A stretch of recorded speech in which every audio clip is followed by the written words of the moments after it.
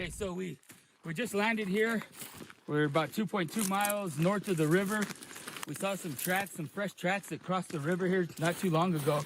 And it looked like maybe three bodies. It looks heavy on the sand where we cut them. So we tracked it out and kind of lost the sign a little bit. And here we go. This is what we run into right here. 2 bundles here, 1 bundle over there. And yeah, 3 bodies. Welcome back to Wake Up America. I'm Tom Basili. The crisis at the border is not taking a break for the Christmas holiday. And as we head into the new year, we're seeing the Biden administration's border policies continue to fall apart. Here to talk about it in person, I may add, our border correspondent Jason Jones in studio with us today. Great to have you here. It's good to be with you. Good to see you. You're usually either in a helicopter or you're out there in the field. And first of all, I want to start off by thanking you. All the fantastic reporting from the border this entire year. It's right from the front lines. It has done so much for our coverage. It's meant so much to our audience. And you're out there literally on the front lines. Yeah, and trying to show, the American people what's really happening at that border, but more importantly, too, how what's happening there directly impacts them and their families. Yeah. And like you were just seeing right there, that was Sergeant Jimmy Morris on Wednesday, as he's one of the best trackers, by the way, along the southwest border. And what he does is really, it's fascinating. He's a tactical flight officer with the Texas Department of Public Safety's Elite Aircraft Division. Yeah. But what he's literally doing is taking old technology, something that you would have done in the 1800s, reading sign on the ground, but then overlaying that with a helicopter and some of the most advanced technology and tracking these smugglers and people coming through West Texas. That's something we've never seen before, and I think you're going to see that continue along the southwest border. Jason, people talk a lot about the volume of people, right? Yeah, It's an enormous number of people. It could be 2 million people by the end of the year this year. But is the bigger problem now really the guns and the drugs? How do you view it right now? I think it's really multi-pronged. One of the problems that Republicans and Democrats alike have had for decades is that we look at that border through the lens of immigration only. And what I'm really trying to do is illuminate the crimes against the state and against our country and what's happening to our citizens. Transnational criminal organizations, whether you're talking about terrorist organizations, the Mexican cartels, our tier 1 gangs in the United States, contracting with all of them. The problem is there's synergy there globally. And they're working with state actors and non-state actors together. And that's where the real issue is. So when it comes to the drugs, we've heard 11,000 pounds of drugs that have been probably even more. A lot of this fentanyl. And as you and I have talked about many times, the border doesn't stay on the border. The problem with the border comes to your community, and we're seeing that with fentanyl. A lot of that, the experts believe, and we've talked to folks in law enforcement about it, is coming from China. It's Chinese-made fentanyl that is actually coming up. What are you seeing? Do you agree with that? And we now have a crisis within a crisis where the Biden administration is failing to act on a drug crisis that is having a real impact. No, that's so true. And I look at it a little bit bigger, really.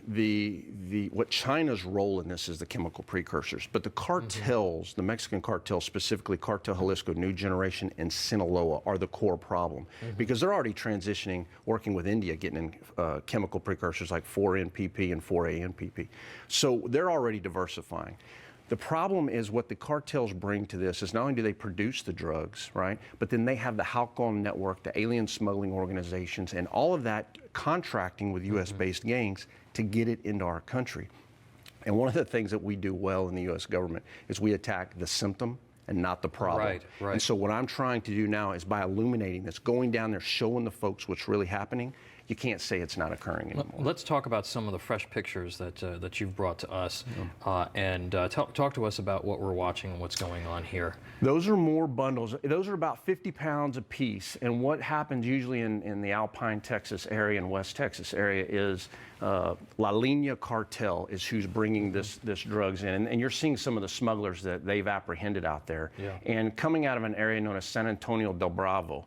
And the individual responsible for those drugs is a crook by the name of Chapo Cain. He is well known. He's been there a long time on the Mexico side. But this goes back to having synergy between U.S. government and Mexican forces to work together to go get them. You know, we know who's doing these things. We know how to get the cartels and what needs to be done, but we got to build those relationships back up with the Mexican government, because that's what's really hurting us right now. Now, you've been embedded with Operation Lone Star on several occasions, and you've done some tremendous reporting from the border with them. But so much of this is about disincentivizing people to make the trip to begin with, something that the Trump administration did very effectively. Yeah. Do you think that the fact that they're out there is starting to have an impact at all? Do you think that it's making a dent? Do you think that it is a disincentive for people to stop coming? Operation Lone Star is a $1.8 billion, think of that, billion-dollar Texas-funded operation, right? And so what they're utilizing is about 10,000 National Guard troops, State Guard, along with the Texas Department of Public Safety, Texas Rangers, everything they've got, they're throwing at it. And they're trying to make it more difficult. Here's the problem, is that the crimes against the state that are occurring are tremendous.